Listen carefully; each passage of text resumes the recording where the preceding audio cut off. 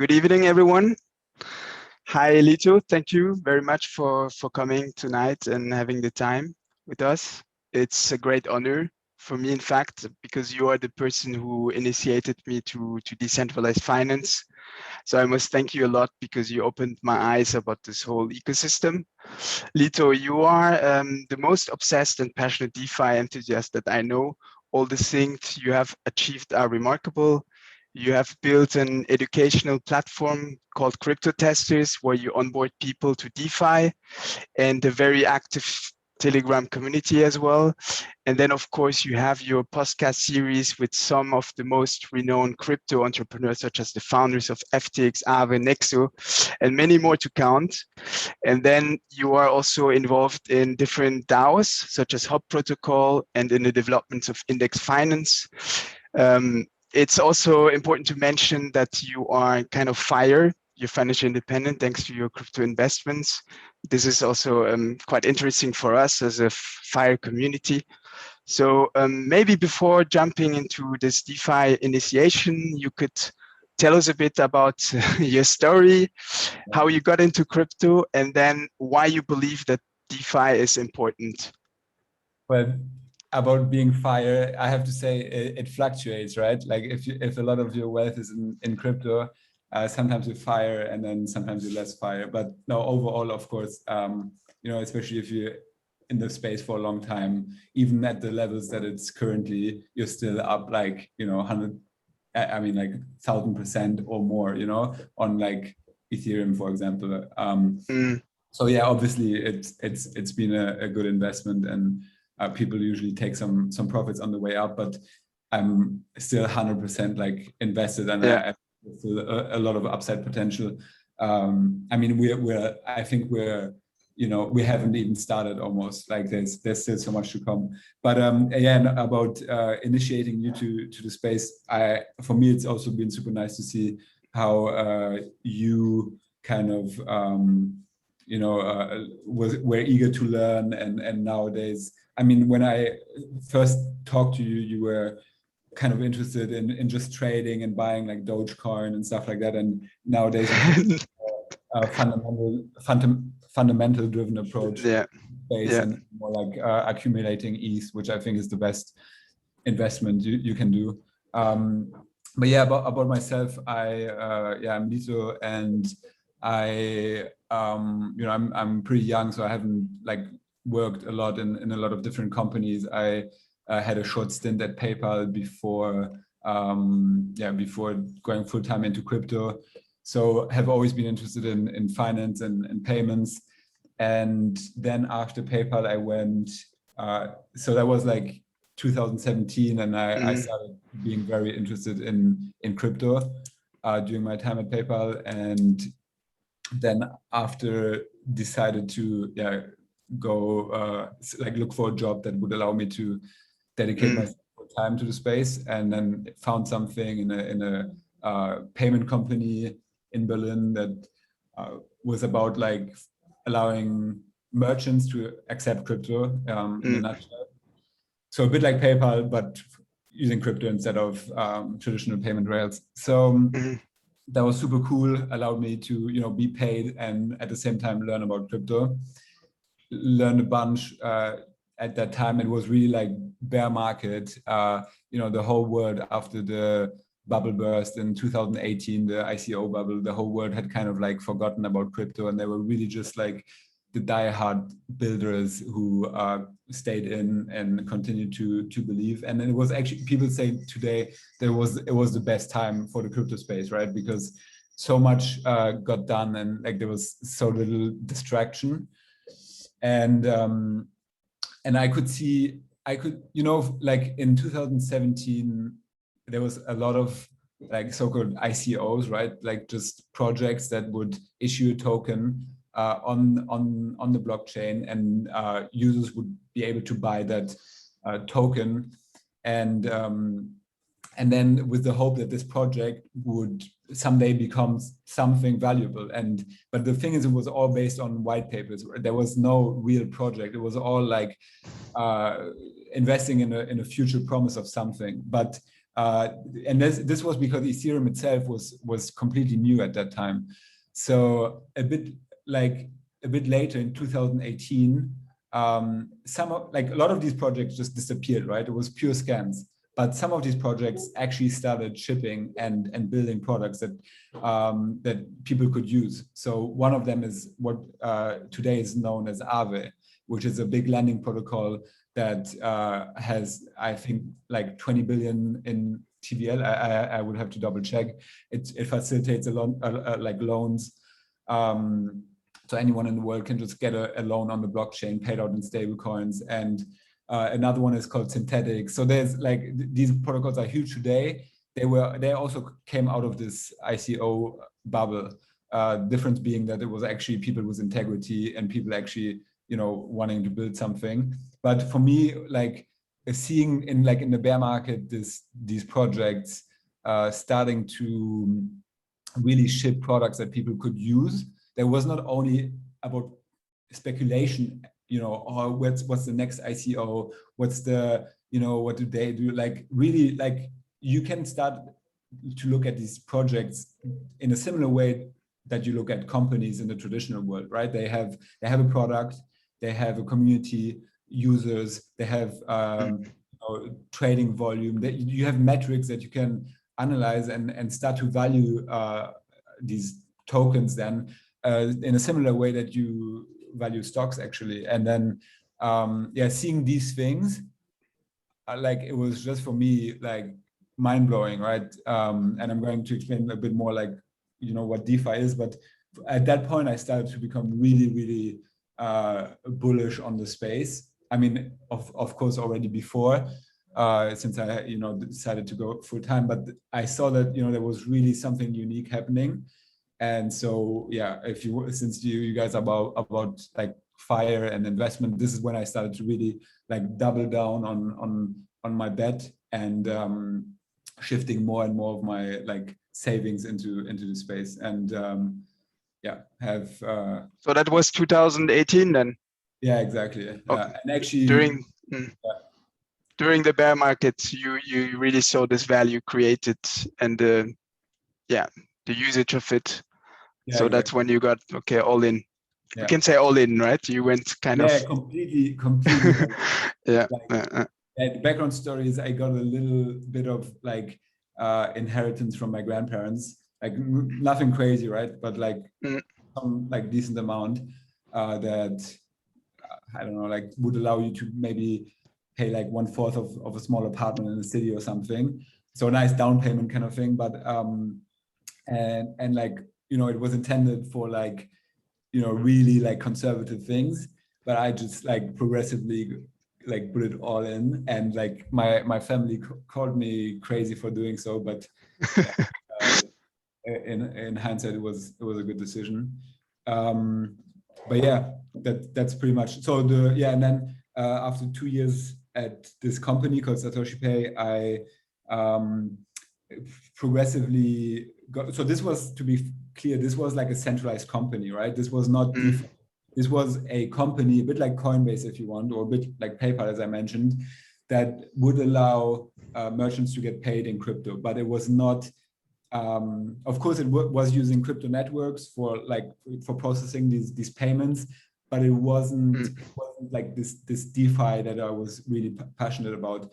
So then I started looking more and more at this sector, this DeFi sector, and then decided to quit this company, build this education platform, Cryptotesters.com.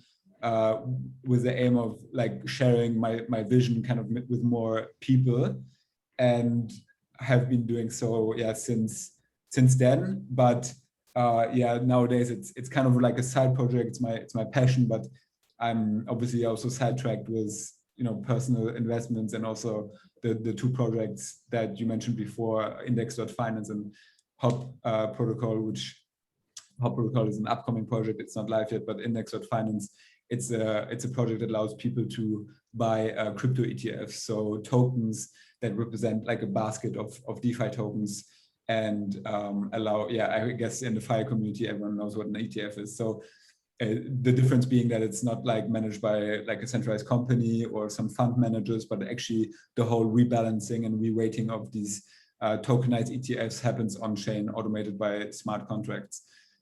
This is a super cool project that demands a lot of my time nowadays. But so is this, would you say, the most of the allocation of your time is mostly spent on index finance right now? Yeah. But the cool thing is that there's some synergies with Cryptotesters, you know, especially like right now, I'm building like Cryptotesters. Basically, it's from like the website and stuff. It's like 3 years old. So like right now it's receiving a big uplift, and there would be like a real like academy with video courses and so on. So I'm producing a couple of courses at the moment, which of course then also mention like index and hop and all these. So there's a lot of synergies in that I can use the platform to market the projects that I'm involved with. Nice. So that's how you built your network, your reputation, together with your investments. You got into the space. Now you know almost everyone, or let's say the most renowned DeFi entrepreneurs. Yeah. And what do you think about DeFi? So why would you say is DeFi important for everyone who wants to live a nice century? Let's say it this way.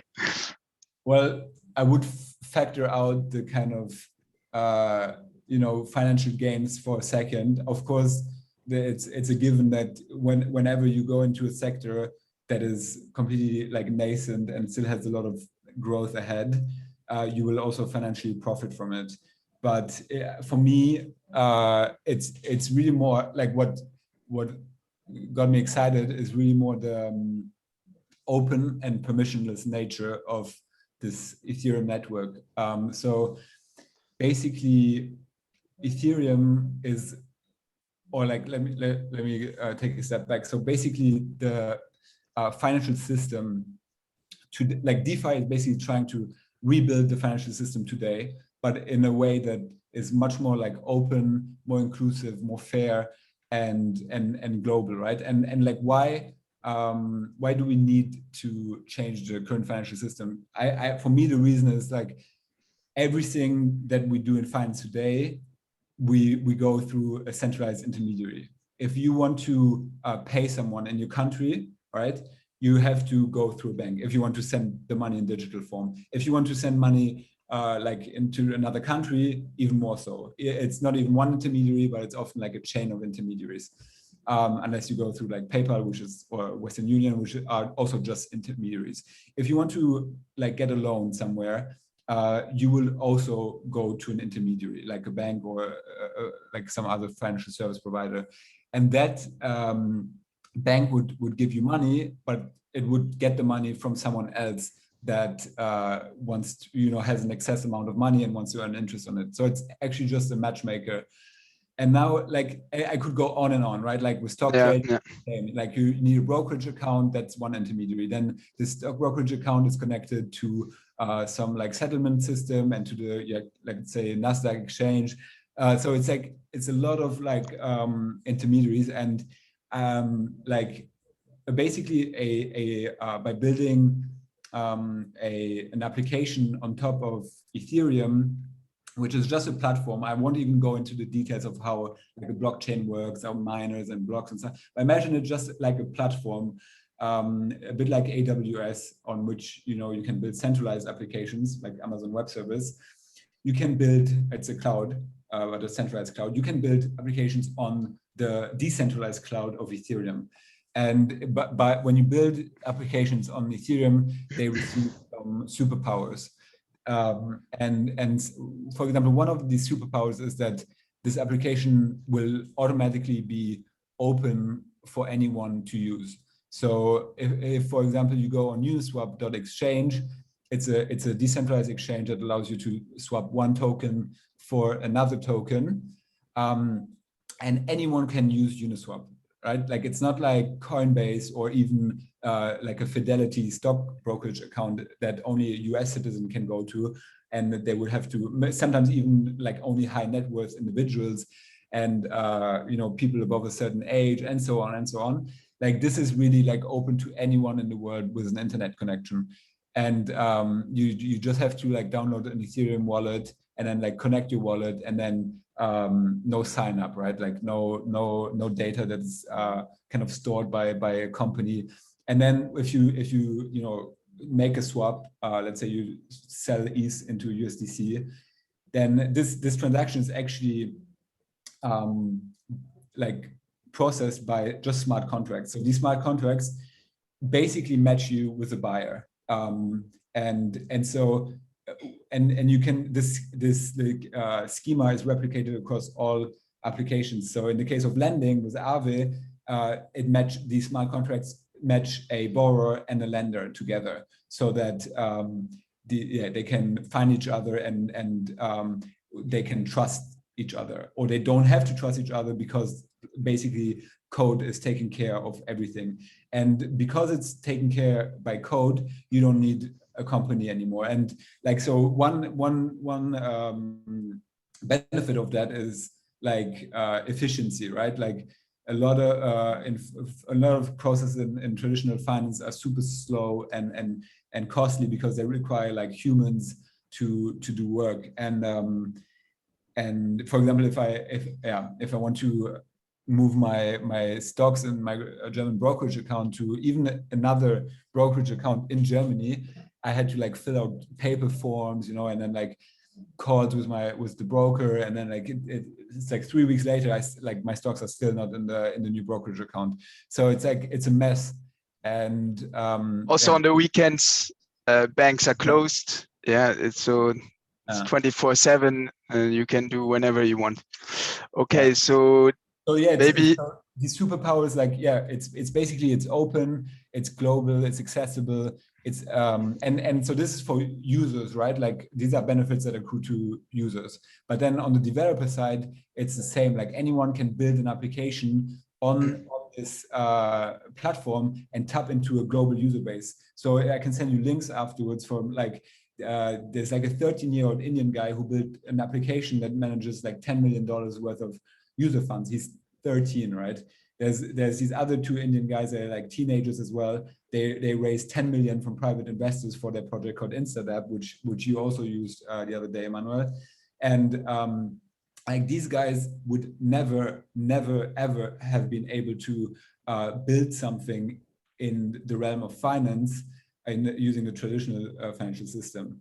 First of all, they would have, their application, if they had built one, would have been restricted to only Indian users, right? But they would probably not have even been able to, because they would have not been taken seriously. They would have had to like tap through a lot of regulation in the financial space. If you build something, it's horrible. Like it just takes an awful amount of time. You need licenses and so on. But these guys on Ethereum were able to do so and service like a global user base by definition, right? Because anyone participating in this network can use it. So that's for developers what is really enticing. And then another advantage for developers, I don't know how like tangible this example is, but basically applications that are built on Ethereum are completely, because they share the same infrastructure, they kind of integrate with one another seamlessly, meaning they can, like InstaDApp can, for example, tap into the Aave protocol, use it for certain functions, or Uniswap, without having to ask Uniswap or Aave for permissions. One, they cannot, because these are not companies, but really because like the code is just like open, they can just trigger functions in these protocols and make partnerships without having to do any business development work. And I think this is also huge. If like finance and how long like each deal, I was working at PayPal, as I mentioned before, like onboarding one merchant or something, there was like so many contracts and so much, like it was like just a mess. And here it's super interesting for developers that you can just start like building, and even if you're a one-man show, and you can just like start integrating other projects to make your product better. So we call them Legos, right? Like you have these Lego blocks that are already built on Ethereum, and if you come today, you can make use of these existing Legos to make your building more performant. So it creates inclusion on every side for everyone. Right, and also like it's compounding innovation. Like the rate of innovation accelerates because it's a bit like on the internet. You know, it took a long time for developers to have the amount of tools that we have today. Today you have like the best frameworks. You can integrate like payments. You can integrate like authentication, SMS. You know, all these things. There's like tools for them. APIs, and so it's super easy to build applications, and the same is happening in crypto. Well, but on steroids because of what I just explained. But it's happening in that like the network becomes more valuable the more tools exist, the more apps exist, the more users exist. So it's like network effects at its best. Okay, maybe should we go into the demo? Yeah. Maybe it will be easier for people who are not familiar with DeFi to understand all these processes, how it works. Sure.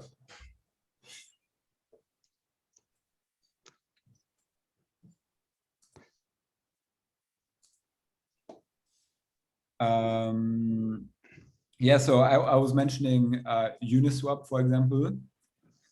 So these are really just websites. They are, like some people are not sure, like, where do I find these DeFi applications? They're really just websites. The only difference is that so they have a front end, the UI, the user interface that you see. The difference is that in the back end, in the case of Facebook, you have like a centralized database. So if you change something on Facebook, it will communicate with the Facebook server and then some information comes back. Here, it's not talking to the Uniswap server, it's really it's connected to the blockchain. So in the back, if I sell my ETH here, for example, to USDC, then it's actually communicating with the blockchain to give me like a price. And if I would click here on swap, then my Ethereum wallet opens, and I would have to confirm this. There's like a transaction fee that I have to pay. But if I send this transaction off, it is basically takes like 1 or 2 minutes until it's confirmed. It's sent to miners into like there's like a pool of transactions that are sent by users, and then miners pick them, put them in a block, and when that block is validated and added to the chain, you receive your output amount. So in my case, I will receive like USDC, and this is really how it works. And as you see, like my wallet, I connected it. You just have to like click on one thing, and then you basically, you can use the application. You need your wallet. It's sort of like your browser in the equivalent, to use an analogy, like you need a browser as a gateway into the internet, where you need a wallet as a gateway to DeFi, because you need to pay for transaction fees, because you need to essentially trigger these smart contracts. And then let's go to like Aave, for example, and then here, I'm here so this is an application where, wait, I'm gonna go to. Yeah, maybe what is Aave? Just briefly. I'm gonna explain that in a sec.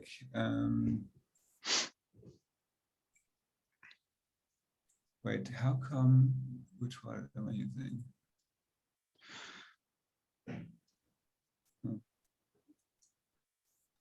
Can I move my funds out of here?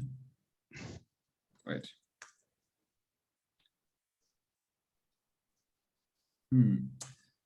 Can't remember, maybe I moved some positions around, but essentially Aave is a lending market where you can like just lend out any asset, or like a list of assets, to be more correct, like stablecoins, for example, and earn interest on them, or like Ether or Bitcoin, some crypto assets. Basically, these are all what we call governance tokens or DeFi tokens. So they belong to specific projects in the space.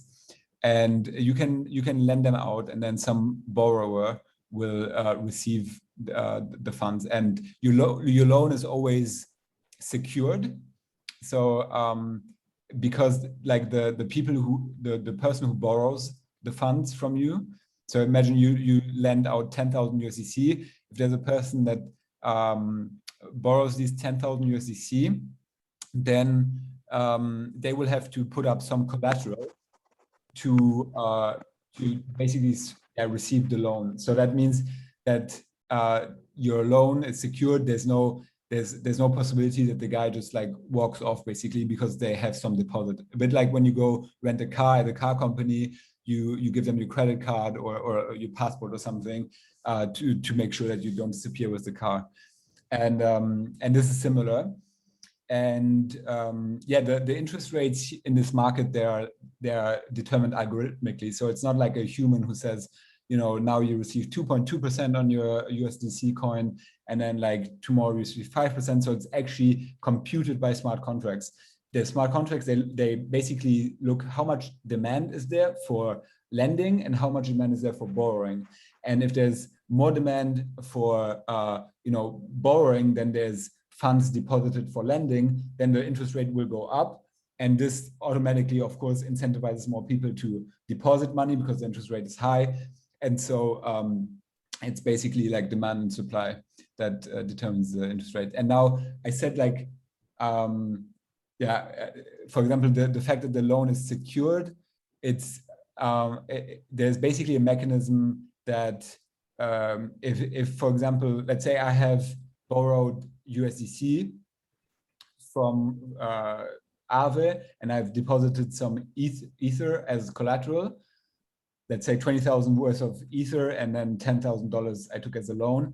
Basically, this loan, this collateral, my Ether, if it goes down in value and it reaches like a point where like it's, let's say, $11,000 and it's close to the value of my loan, there is a risk of me basically not paying the loan back. Imagine my Ether crashes to like $1,000. Well, I'm not going to pay the loan back, right? Because there's no incentive for me to get my collateral back since it's now worth $1,000. So to prevent these kind of outcomes and where the lenders would be left drying, with nothing, there's a liquidation mechanism. Basically, before this would happen, there's smart contracts that would seize my Ether and sell it on the market in order for the lender to be safe, essentially. So it's all quite. So there are no risks. There are no risks for. Well, there are risks, other risks, but no, yeah. It's hard to say no risks, because like there's always risk, even if small amounts. Like they say, risk is not free, but I personally, this has been live for 3 or 4 years now. The amounts lent and borrowed are just growing and growing and growing. It's been battle tested. The market is volatile, as you all know, and it has withstood the test of time. The smart contracts themselves are super safe as well, have been audited a lot of times. So this is as safe as it gets in DeFi. I meant the risk of Aave, so the protocol not well, they have no risk because it's over collateralized. So basically, exactly. That's what I meant. Exactly. Yeah, exactly. Yeah. So you have a problem with you cannot show us with your funds, right? That there was some issue, or? Wait, let me think. Have I? Yeah, I think I've switched. I've migrated my position to Instead app. So basically, this is just another interface to manage my Aave positions and other protocols that exist, such as Maker and Compound. It basically allows you to automate. Wait 1 second. I think it's this one. Yeah, exactly. So here you can see it allows you to manage a lot of positions that you hold across different protocols in one place. and also to do some smart automated features that I can walk you through. But essentially, you see that my Aave position is here, and you can see that I have 58,000 30 ETH worth $58,000 at this point, and I have borrowed. So this is what I deposited, I supplied, and I earned like a tiny interest rate on it, but this is not why I supplied it. It's more just because automatically when you deposit something into this protocol, you receive like a what they call a health factor. So the more you deposit, the more you can borrow against. And this is not unique to DeFi, right? It's also used in traditional finance, where you could use your house, for example, as a collateral for a loan, or like Mark Zuckerberg, for example, uses because he didn't want to sell his Facebook stocks at any point, so he just used them, lent them out, and use them as collateral and borrowed against. If you believe in something in like an asset rising in price, it's always better to like borrow against it than to sell it, because you by borrowing against it, you're still exposed to the price. But yeah, so here I deposited, I earned a tiny interest rate. Again, this is not why I supplied it, but then I can also borrow against it. And here I borrowed $27,000. They were dispersed to my wallet. I don't know exactly what I did with them, but I think I bought more ETH, or maybe I used it for something in real life. I can't remember anymore. Maybe like sent it to an exchange and withdrew it into euros.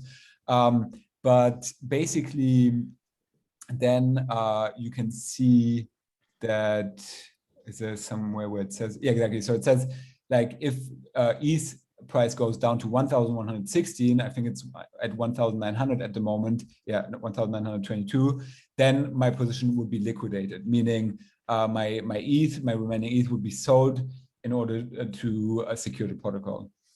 And yeah, how much would they sell? Not all of it, right? Just the part to just enough to recover the principal. Yeah, and this is done automatically through the smart contracts. Exactly. And again, because I mentioned actually this example of like how any application can integrate another application. So here, for example, you see that I'm using Aave through a completely different interface. And in this case, it's called Instant App, and they didn't have to ask Aave for permission. They can just like build it, right? So yeah, this I think a super cool thing about DeFi. Now, so just here another question. So you could now through your ETH asset that you deposit there, you can borrow. So you borrowed 27,000 USDC. You could now send these to your to, I don't know, a centralized exchange, and then you could withdraw this and pay in real life with that, or you could live with that money. Yeah, exactly. Okay, it's amazing. Yeah, and then I talked about these like smart features and why I use like Instant App instead of using Aave directly. It might be a bit abstract for you right now, but for example, I can, if I don't want to use like Ether as my collateral anymore, but some other asset, I could, imagine I think that Bitcoin will perform better than Ether in the short term. So it's probably better to use Bitcoin as collateral. Because it's essentially just leverage. So I could like click here, and it would in one transaction sell my ETH into Bitcoin and put it back into this here without me having to like close my position before, basically. So it would all of this would happen in one atomic transaction, and my loan would still be like secured. But there's like a ton of different like things, but I think TLDR, it's just a cool application.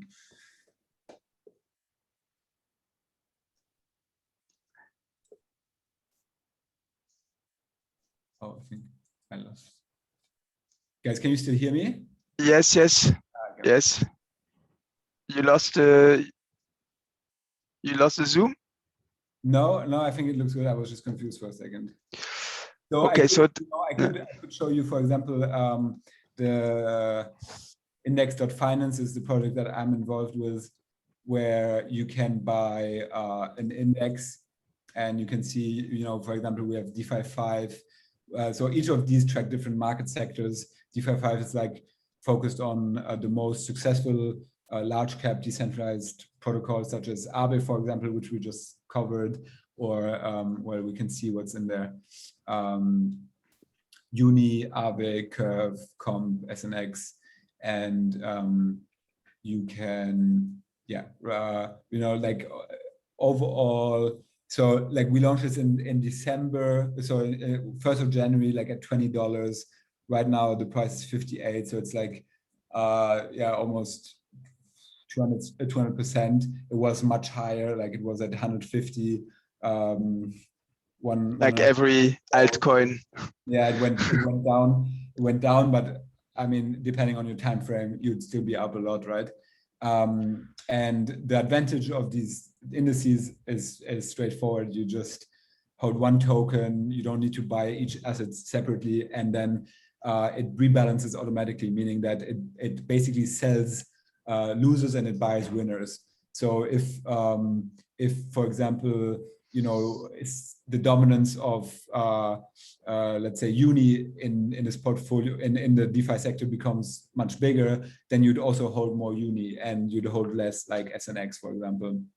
And if in 1 year time there's another project that enters the top 5, well, then it would automatically be added into this index again by smart contracts. So it's not a human who manages this. No, it's done automatically. Uses like passive portfolio management. Like many people don't have the time, and that's why ETFs work so well in traditional finance.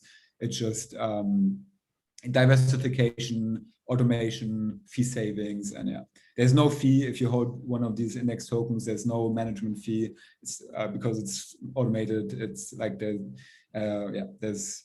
it's completely free to users.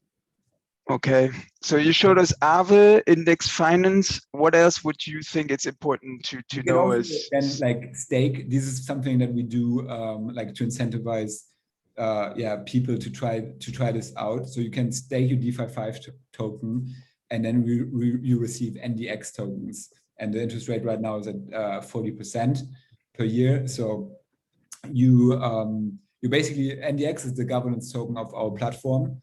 So if like this is something I didn't even mention, right? Like when I said these are not companies, basically these are protocols. They are on-chain organizations that live completely on the blockchain, and index. If anything changes in the index.finance protocol, it needs to go through a vote, and only the people who hold NDX governance tokens can participate in these votes. So to give you an example of like what kind of decisions get need to go through a vote, it's like technical things. If you want to upgrade a smart contract, make some, introduce a fee, or like any of these things, it would need to go through a vote. But also more mundane things, such as let's say I want to create a little marketing squad, like me and 3 friends. We want to like do marketing for this project. Well, then and this is actually what happened. Like I went to the governance forum. There's a forum here. Go to one of these links. I think it's this one. Anyone can make a forum, a thread, and I said, hey guys, I want to make marketing for this protocol. Please give me $50,000 for Q2, and I will make this, and this. And then the NDX voters, they voted on it. So first of all, it's a discussion in the forum. People, say, yeah, this is a good idea. I would support this, blah, blah. After some point, some people can move it to an on-chain vote in which people can, vote and agree or not agree. And if it's agreed, then like funds get automatically sent from the treasury of this protocol to like the wallet that I specified in the proposal. So my wallet in this case. Wow. And what else is there? What else is there? Like, I mean, for example, synthetics. There's like, you can buy synthetic stocks, so like Netflix or like what else? AUD, GBP, so like oil. More and more assets will be listed, but basically these are not the real Netflix shares, as you can imagine, but they're like synthetically reproduced. They track the price of synthetics. They're connected to the price in the real world via what we call an oracle, and so the token, the synthetic token that you buy will always match like the price of that asset. And this is more and more like moving into like real world applications, right? There's also, I mean, you could theoretically like tokenize anything, bonds, stocks, everything. I think at some point will be represented on a blockchain just because it's so much more efficient. But right now, a lot of like the infrastructure is more like, yeah, crypto native. So it's, you know, you can lend and borrow crypto assets, you can trade crypto assets, but more and more we'll see like, you know, real world assets move to blockchain. So for example, this week there was a company called Securitize that raised $100 million backed by JP Morgan and stuff, and they want to do STO, security token offerings. So traditional companies can like raise money, and like investors can hold a token instead of like traditional securities. And there's like a number of reasons why this is a good idea. But there's this, then for example, there's Real T. You can invest in the US housing market, but your share is tokenized. So behind there's like a fund structure that manages the relationship with the tenants, and your share in the fund is represented in the form of a token, and you receive annual yield from the tenant's rent, basically. There's also a project like Centrifuge where they tokenize invoices. So companies that have due invoices, but that they want to get upfront cash. You imagine you have an invoice that is due in like 3 months, but you want like cash now. You can sell that to some investor. This is called factoring in traditional finance. And here, this invoice would be bought by like any investor, by you and me, basically. And we would give that business upfront cash. In return, we receive the like a little fee, and we receive the invoice payment from the debtor, so the other company that owes this other company money 3 months later. So it's basically like a mini loan, but yeah, it's called factoring. So this is, yeah, as you see, also royalties, tokenizing royalties. So there's like so much, right? You can also leverage trade by option, like there's options protocols, there's insurance. So a lot of insurance, like of the insurance protocols that exist today, they are, so there you have a mutual, like an insurance, but it's actually like not a company underwriting the risk. It's like peer-to-peer. It's people, basically. People can pool funds together and underwrite specific risks. And this is, for example, underwriting like blockchain risk. So, for example, you can get insurance. Here, get a quote. You can get an insurance on like my Aave loan. You know, I have money in Aave, and I want to like be sure that I don't like that I don't risk anything. But there's also, I mean, this can extend to anything long term. And there's also ether risk. These, for example, they are underwriting like climate risk. So farmers can get like a crop insurance to, in the case like there's some crazy dry season and all the crop goes to waste. Well, this smart contract basically would be connected to some weather oracle. And in the case of like some, you know, like 30 days of no rain, then the smart contract pays out amount that the farmer got coverage for. So there's like a ton of different things.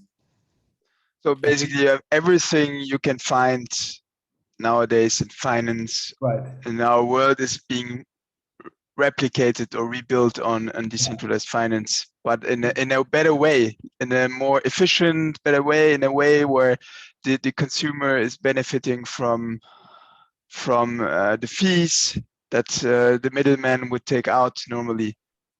Exactly. And I think some things take longer than others, you know, like anything that interacts with the real world, like that bridges with the real world, takes a bit more time because there's always like a lot of regulation involved, like security token offerings, for example, being the best example.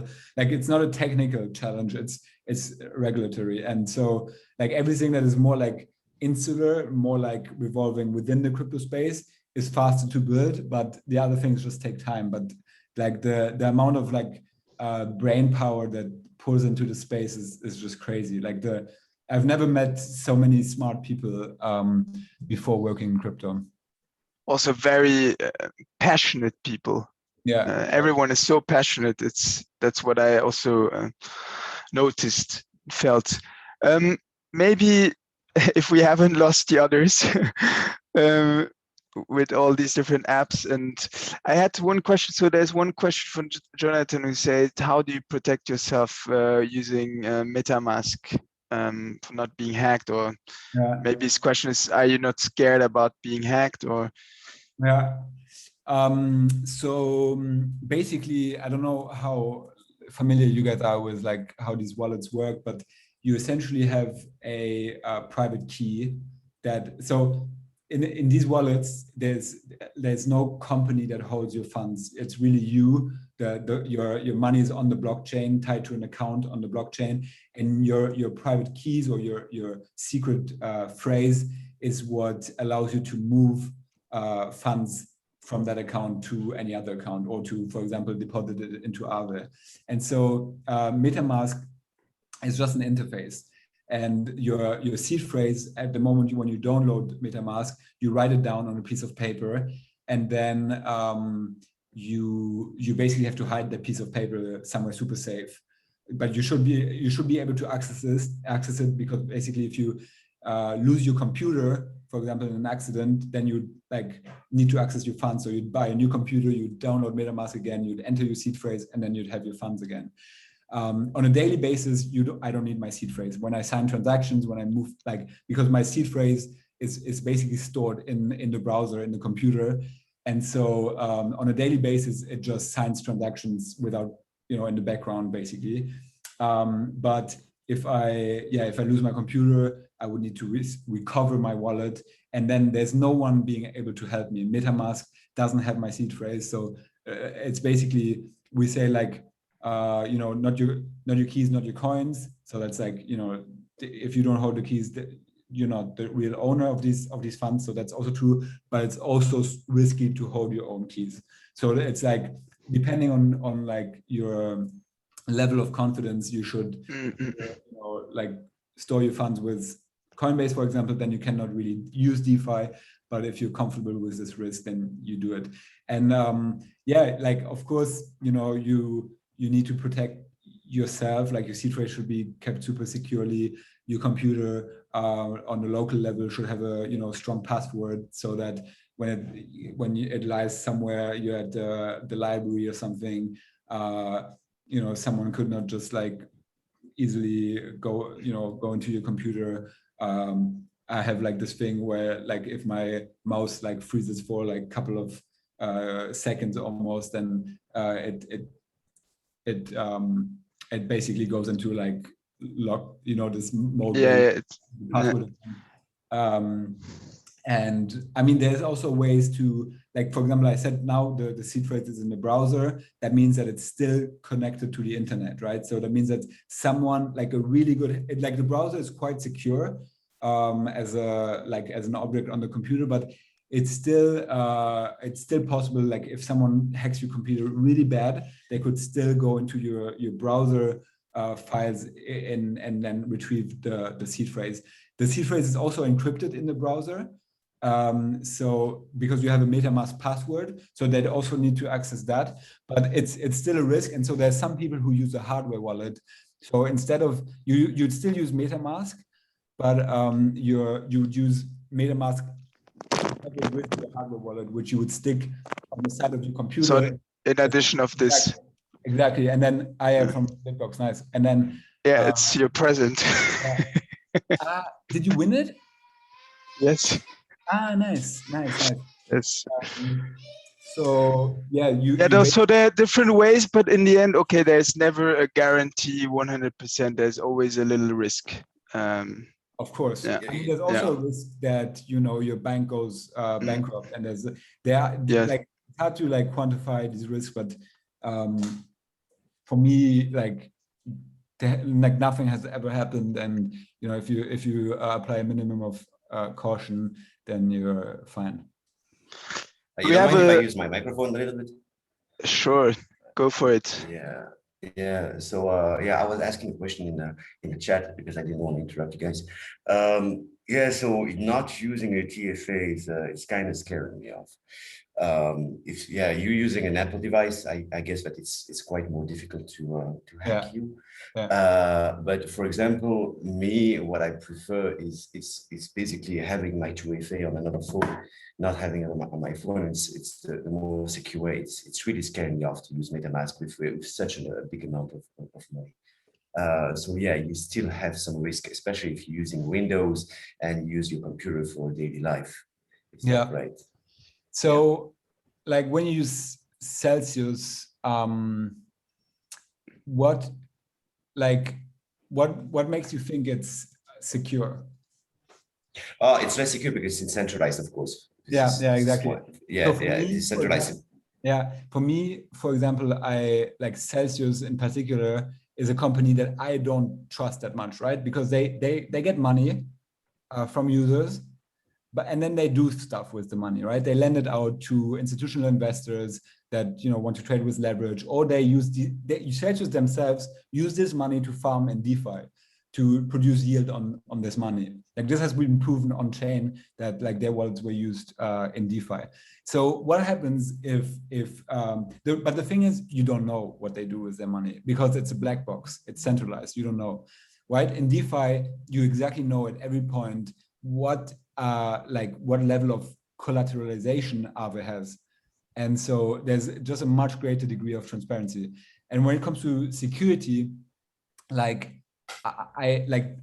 for me, Celsius, of course, they lend money out, but they also hold some amount, of course, in their own wallets, right? And these wallets, it's also a black box, like how they manage them, right? Like, is it is it like what we call a hot wallet? Is it connected to the internet, to some APIs because often they want to be able to move money programmatically. So it's not like cold storage. Sometimes it's split between cold storage and hot storage. So there's they also in the end hold it in some way. And at least if you hold it in your own wallet, you know how secure it is, right? No one can hack into your account on the blockchain, right? That's literally the most secure thing in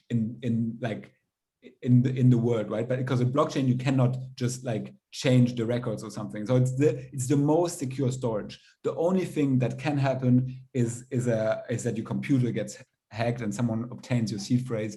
And again, there's a lot of ways to mitigate that risk. So you heard of a lot of people who got hacked? You heard about a lot of people who get hacked in that way?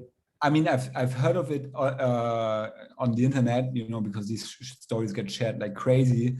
But I don't know anyone personally who got hacked. Okay. And because, for example, with the cold storage that Emma showed, with Ledger, you heard about the case of people having their address shared for everybody who ordered one, and people received a fake wallet with a message from of course a fake message from the CEO telling them to update it. And it was a scam. That's phishing and other things. Yeah, that happens a lot. maybe maybe because I'm looking at the time and I know you need to go soon. Are there other questions? Otherwise, I would like to ask you maybe what could you how can someone start to use DeFi? Like what would you suggest would be a good long-term strategy to invest, and then maybe where could you benefit from interest rates in DeFi, for example? What would be a good strategy? This is a good thing to like finish on, but I think the best investment to make in DeFi, especially if you don't want to like manage your portfolio, like is just to buy ETH, right? Because it's literally the base layer, and all the activity that will happen on top will accrue to ETH, the asset. So it's a proxy bet on the whole space, and I think I'm going to actually publish an article on why I think like ETH is so incredibly undervalued, but there's like a lot of events or catalysts in the near future that I think will like be an incredible boost for the ETH price. There is just buying ETH, incredible bet. There's also this thing called so I don't know if you know, but like Ethereum is switching to proof of stake. So right now we're using proof of work. So it's miners that spend computing power energy to solve blocks essentially. And then in the near future, Ethereum would switch to proof of stake, where instead of like having miners that spend energy, you have these validators that stake ETH as security. So it's again a bit like the car example. When you go to rent a car, you deposit something and that makes sure that you'll behave honestly. So here it makes the validators, it incentivizes the validators to vote honestly on these blocks at blocks, and by doing so they receive rewards from the blockchain. So right now Bitcoin miners receive Bitcoin inflation, Ethereum miners receive Ethereum as inflation, but the problem is mining is not really accessible to like retail investors, right? It's quite it's quite a industrial operation nowadays. So proof of stake basically allows it to anyone to become a validator in the network. And so the normal way would be to run like what we call a validator node, which is a tiny bit technical, not super difficult, but a bit technical. But there are services that we call them staking pools that allow anyone to become a validator, and you don't need, there's not a minimum amount. You just, 1 ETH or like 0.5 ETH, whatever. Here you can see, for example, I staked 10 ETH and I earned already 442 ETH in the last like 3 or 4 months, something, right? And I could deposit more. Why is that? Because you didn't mention it. On which platform? Stake-wise. And there's also exchanges that offer it, like Coinbase is going to offer it soon. Kraken already offers it, but they take a higher fee. There's also other things that you can do that are it's what we call yield farming. So after you can basically get a much higher interest rate using these staking pool services in DeFi than to use it centralized. But centralized would also work. Bitstamp. Could you maybe share some later that I can then share with the group? Sure. Yeah. And so you say ETH 2.0 staking. Yeah. This you would do, and once we. And so staking it and earning interest on it, leaving it there for a couple of years. In my opinion, that's the best bet. Then if you want to go a bit into DeFi, you can buy an index from index.finance, which I've shown you. You can, if you want to see how the process is for getting a loan on Aave, it's also a cool thing. Start small, and then like depending on how much you like it and how it goes for you, you can do more things. And what about the stable coins? So is it something? It's something a good strategy to have to have a bit. You can, for example, deposit on Aave. Obviously, the interest rate right now is like 2%, 3%. It's not like crazy. there are also way like other protocols and like methods to get better returns, like 10-15%. I can link you to some guides on how to do that. Okay, great. Thank you so much. There's a last question maybe. How do you track gains, interest, rewards, DeFi for tax purposes? From Jesus' question. Well, there's tools for that allow you to. There's also like if you go on cryptotesters.com deals, there's also some. Yeah, you can see there's like 2 providers there that where you basically just provide your wallet address, and it builds like a report. It retrieves all your trades and stuff on the blockchain, puts it into a CSV format, and you can give that to your tax accountant. Okay. Right. Oh, so much information in 50 minutes. Thank you so much. It was amazing. And you really are passionate. You love what you do. You can feel that.